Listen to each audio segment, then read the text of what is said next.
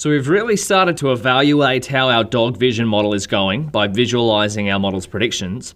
I just want to give you a little challenge before we get into this video, which is saving and reloading a model. What an interesting thing might be is now that we've visualized the images, the predicted label, the predicted probability, the true label, and the top 10 predictions, how could you make a confusion matrix to figure out where your model is confused with what we've got? So remember, a confusion matrix is comparing the predicted labels to the true labels and then seeing which ones the model gets confused, because that would probably be really helpful with this sort of problem and helpful with any kind of multi-class classification. So that's a little challenge to you, a little bit of extracurricular. I'll put it here. Before we save and load a model, let's go here. Challenge. How would you create a confusion matrix with our model's predictions and true labels? So if you do figure it out, make sure you share it in the Discord chat. You can share your work and help others if they're trying to figure it out as well.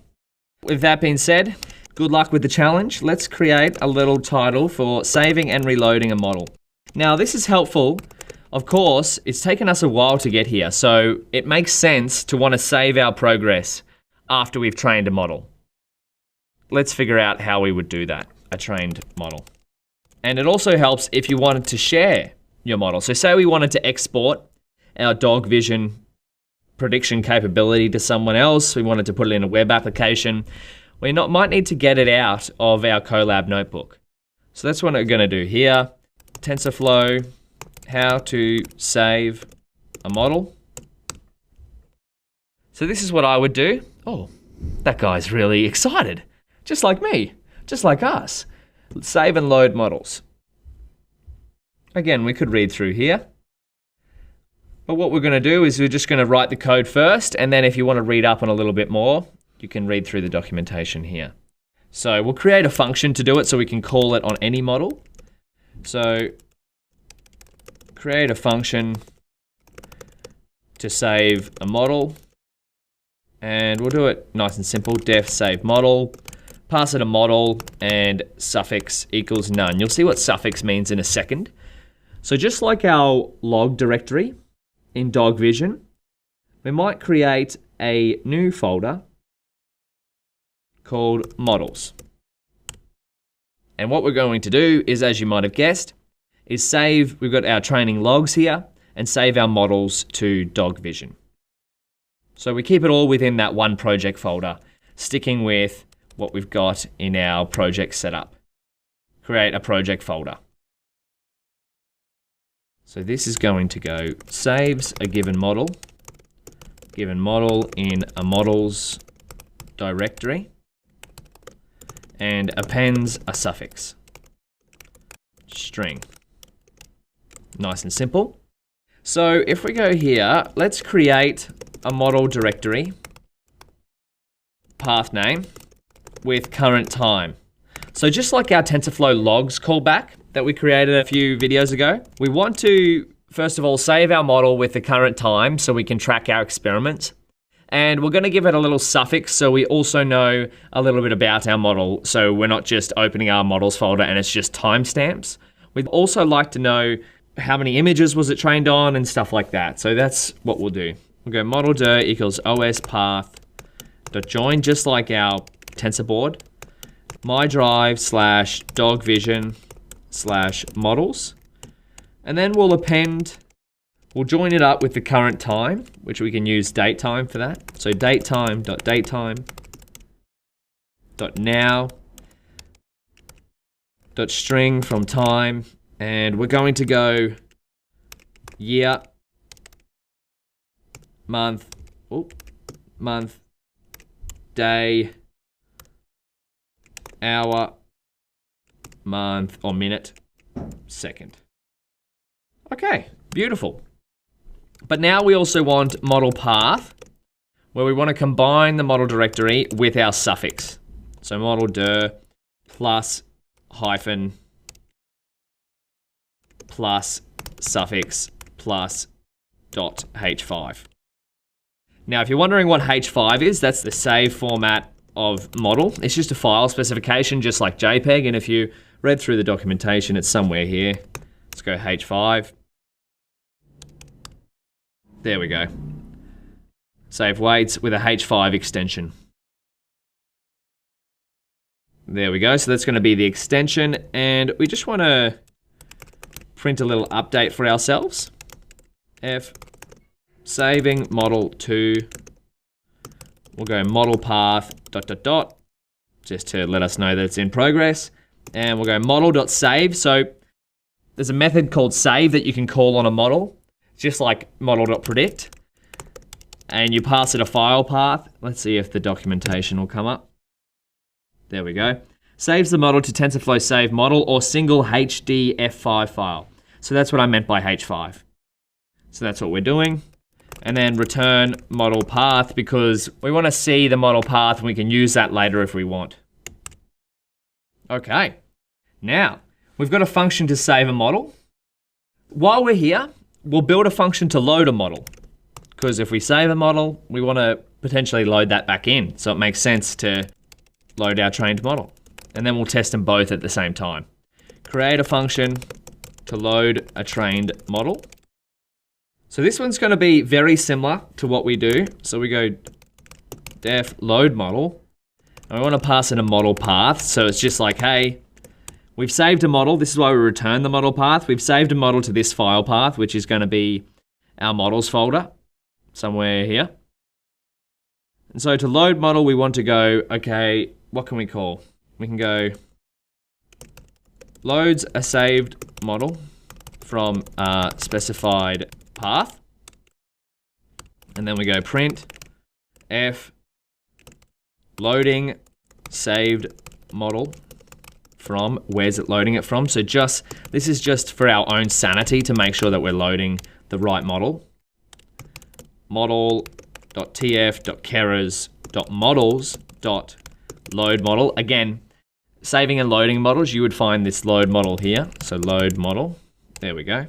Recreate the exact same model, including its weights and the optimizer. So because we've used TensorFlow Hub, we actually need to do a little special thing here. So model path, custom objects. So this documentation, a lot of Keras and TensorFlow documentation is of the simplest use case, but since we're not using the simplest use case, we're using a TensorFlow Hub model. We need to pass it this little custom objects dictionary. So Keras layer, we just need to tell it, hey, we've got an irregular layer, so a layer you wouldn't have seen before in our model. And that's all we have to do. So all we're doing is loading a model from model path and saying, hey, we've got a custom little piece of equipment in our model. In particular, where is it? Right back up here. Look how much we've done. You should be really proud of yourself if you're watching this. Hub.keras layer. That's all we have to do. So instead of just using these kind of layers, which are the traditional Keras layers, TensorFlow, we're using this special one. So that's what we're telling this load model function. And then we want to return the model. So now the ultimate test. Let's put it here. Now we've got functions to save and load a trained model. Let's make sure they work. So what we'll do is we'll save our model. Trained on 1,000 images. So this is where the suffix comes in. So because we trained it on 1,000 images, we want people to know that this is only 1,000 image, or we want ourselves to know that this is only 1,000 image model. Suffix equals 1,000 images, and we'll probably put Atom there for Atom Optimizer in case we wanted to change it. You could really put whatever suffix you want here. 1,000 images, MobileNet v2, Atom. That's probably nice and simple. So let's see what this does. And again, this is just a communicative part, not 100% necessary, but I found in practice, it's very good to communicate, just even if it's to yourself, as well as if you wanted to share with someone else, they wouldn't just look in your models directory and go, hey, which model is which? They could go, oh, there's a suffix here, and then maybe you could tell them about that suffix. Saving. Oh, unable to create file. What's happened here? You know what? It's exactly what I thought. Look at that. What's wrong with that? Classic. So these, trust me, you're going to run into these errors. These and reshape errors, getting your data into the right shape, are going to plague you for your entire machine learning career. Typos are a programmer's worst nightmare. So we go here. Oh, there we go. Saved. So there's our file path to the model. And now if we come up here into the models directory, there we go. There's our saved model. So .h5, wonderful. So if we X out of that, let's now test our load model. So load a trained model. So all we have to do is we're going to go loaded 1000 image model. Long name there, but just for clarity. And we go load model. This is why we returned that. So we can just copy that there. We'll load that. Shouldn't take too long. Now, I'm probably going to have some warnings here. Yes. So, these warnings, what is it saying? Sequential models without an input shape passed to the first layer cannot reload their optimizer state. As a result, your model is instantiating. That's a fairly long warning. But if you come up to here and check warning, and I think it's one of the top ones. There we go. This may generate warnings if you load a model related to the saving state of the optimizer. These warnings and similar warnings throughout this notebook are in place to discourage outdated usage and can be ignored. So these warnings can be ignored according to the documentation. So it'd be helpful if they just remove them rather than just have them printed out. But aside from that, let's just see if it works. If it works, then we're all gravy. So evaluate the pre-saved model. Now another function you can call on your trained models is evaluate and pass it the data set, val data. And so we're going to run that. So this is our model before saving it, and this is our model after loading it. So evaluate the loaded model. Model.evaluate. Oh no. I nearly messed up. Went on autopilot there and started typing above the cell above. Image model dot evaluate val data. So if all is swell, these should return the exact same thing. Wonderful.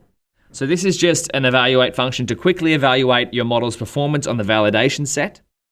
And we can see here the loss is 1.2607, same as this, and the accuracy is the exact same. So there we go, how to save and load a model. Now we've saved and loaded a model, I think it's time. I think it is time to step it up and train a model. We've got it all working. Let's train one on the full data set. So get yourself ready, get yourself excited. I'll see you in the next video. We're going to train a model on the full 10,000 images.